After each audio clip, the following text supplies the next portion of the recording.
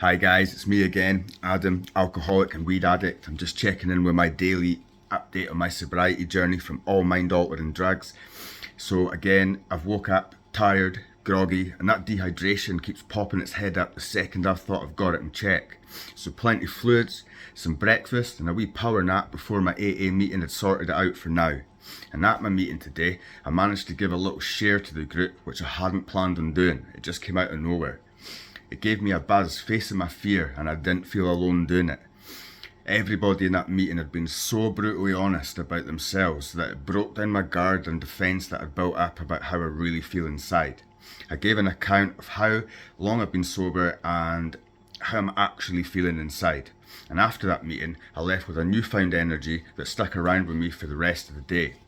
Okay, now for some brutal honesty, and I'm ready to share it with the whole world, why I've chosen to live a life of sobriety until my dying day. Get a comfy chair, because this is going to be a longer video. It's filled with pure raw content and confessions that gave my sponsor chills today. So, I've hit many rock bottoms, and the scary thing is, I've easily forgotten about them, and I started to drink and use drugs again. Because that's how a sick addict's mind works when you're the real deal addict.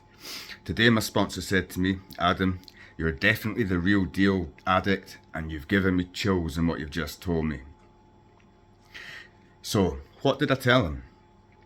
Well, I shared my darkest secrets with brutal honesty, and not a detail was spared as he asked questions about what I was telling him about. So he asked me to tell him about 10 times that I said I would never drink again. So the first one that came to mind was when a girl that I grew up with in my hometown, that I cannot name, stabbed a large shard of broken mirror into my neck, missing my jugular vein by a single millimetre. The nurse who stitched me back together with 18 stitches down my face and neck that you can see there, she couldn't believe that I was still alive, and she was having a conversation with me the morning after, and I honestly had to ask her why, because I couldn't remember initially. So when I saw my Frankenstein looking neck with the 18 stitches, the memories from the night before all came flooding back, and I could start to remember what had happened. And all this happened because this girl wasn't happy that my mum, 10 years prior to this, had grabbed her by the throat for bullying my little sister. And I said after this I would never drink again. And I drank again. And the second time that came to me was when I was sent to a young offenders institute called Pullman for a serious assault on a manager of the local supermarket in my hometown for simply trying to stop me stealing alcohol from his shop. And the lawyer said to me, they watched the CCTV footage, that it made him physically sick to watch it. And I said after this, I would never drink again. I drank again. The third one that came to mind was when I slammed the bedroom door in my poor mum's face in an argument when we were both out of our heads on Valium. I was drinking on top of the Valium, which creates a chemical reaction in the brain like no other drug. When I slammed that door in my mum's face, she stepped back and fell down the stairs. I'd caused that argument by smashing up her living room and throwing something through her television. And I said I would never drink again. And I drank again. And the fourth one that I could remember was when I got battered in a house party in a fight that I had started, and I couldn't accept it that I had lost.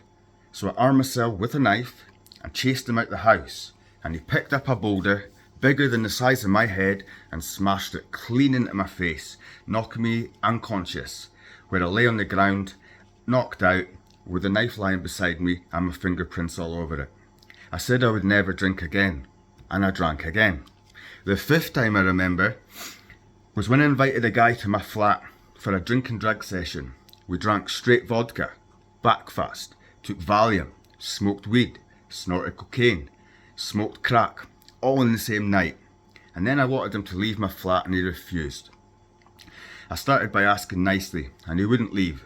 So I got more aggressive, started shouting and swearing at him to leave the house. Then he started to attack me. So I picked up a knife and I swung it at him, stabbing his hand. I said I would never drink again. Guess what I did? Yep, I drank again. The sixth time I remember was during the time that I was with my ex-wife before we got married. I constantly told her that I was never going to drink again, and then I'd drink again. I would promise not to, and consistently broke that promise until she left me and fled to Spain to live with her sister. I made a promise not to drink again if she would just come back to me in Scotland. She refused, so I paid £2,500 for a private counsellor from Harley Street, London, where the top doctors in the UK are trained.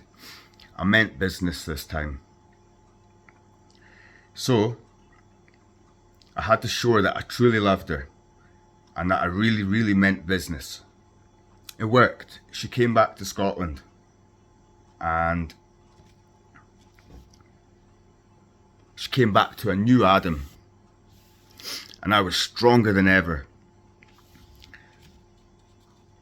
The 7th time I remember was when I was a teenager and I was sitting on remand in a prison called Porterfield in Inverness, crying into a letter, sobbing away as I was writing to my mum, telling her that I'm sorry for getting remanded yet again, and this was the last time, and that I'm never going to drink alcohol again. And around this time in my life, I had been remanded about 10 times, and I'm sure I said it every single time that I would never drink again, and you guessed it, I drank again. The 8th time I remember was pretty much during every brutal hangover that I've endured over the years in work, and I've said this every time that I'm finally done, and guess what? I drank again. The 9th time that I remember was only about a year ago. I said that I'm never going to drink Backfast again. If you're not from Scotland, Backfast is a highly caffeinated tonic wine. And it's not like wine as you would know it. It's a thick, syrupy liquor of 15% volume in alcohol that resembles a cough mixture with a few shots of vodka in it.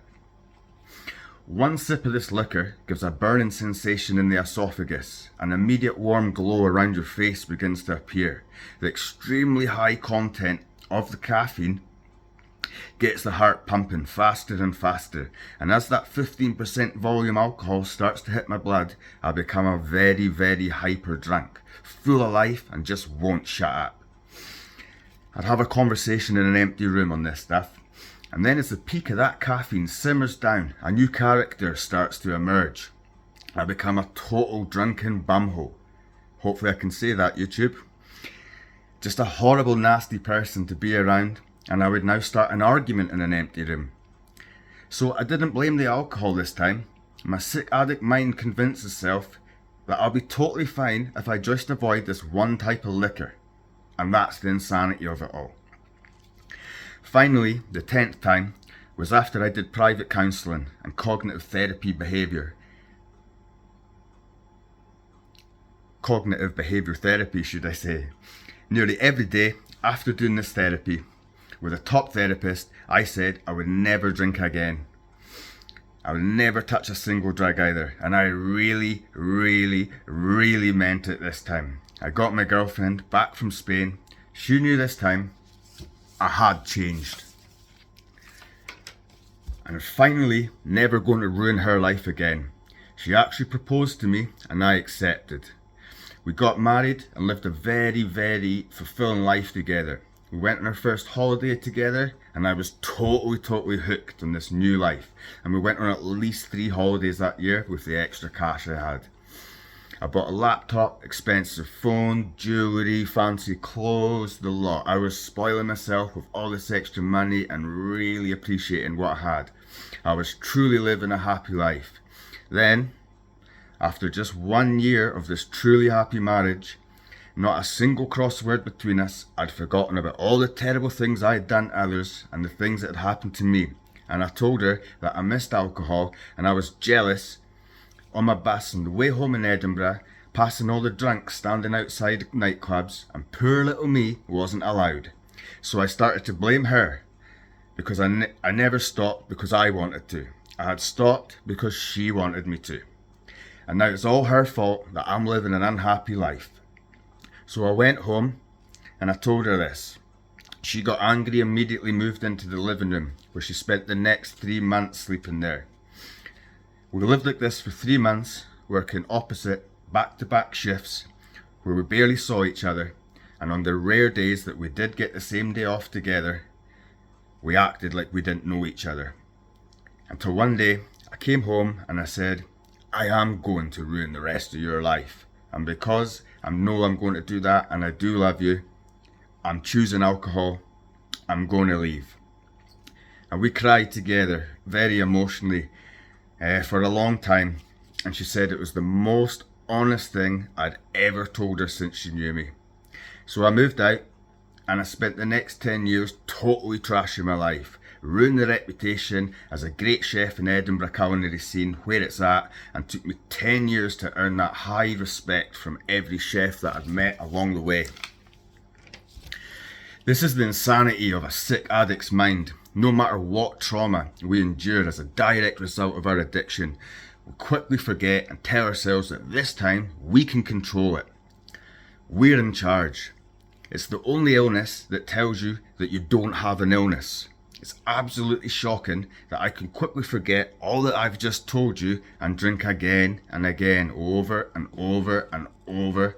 And this is what makes me the real deal addict and not a hard drinker.